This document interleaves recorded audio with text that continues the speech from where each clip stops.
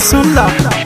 खाली अखिया से झड़ झड़ पानी गिरे मन करता किया अपन जाने दे धीरे अब होई मोर बरबदिया रे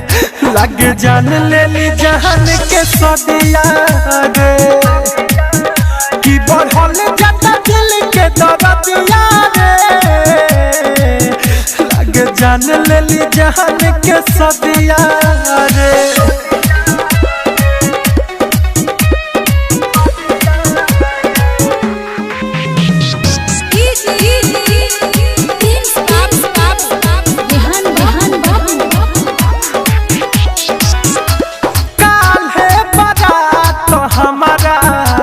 अखिया के सोझाई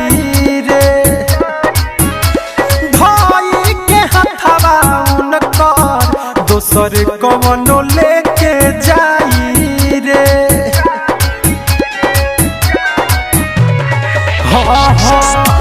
काल है बारात हमारा अखिया के सोझाई रे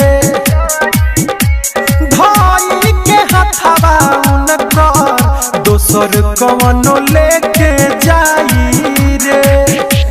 नहाई सनम के जुदाई हमसे बाली खोल किस्मत कवाना कलम से सारा छिन जाई मोरे अजदिया रे लग जान लेली जहान के सदिया रे कि बढ़ल जाता दिल के दर्दिया रे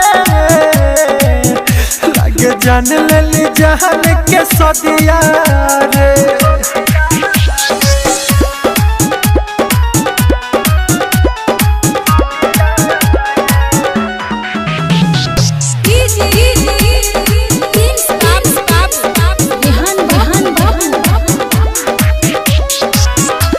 दीपक दीवाना कहे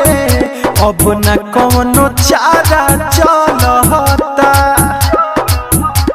सोच सोच के बतिया सहारा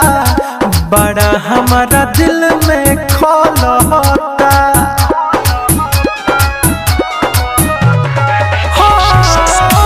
दीपक दीवाना कहे अब न कवनो चारा चलता सोच सोच के बतिया सहारा बड़ा हमारा दिल में खलता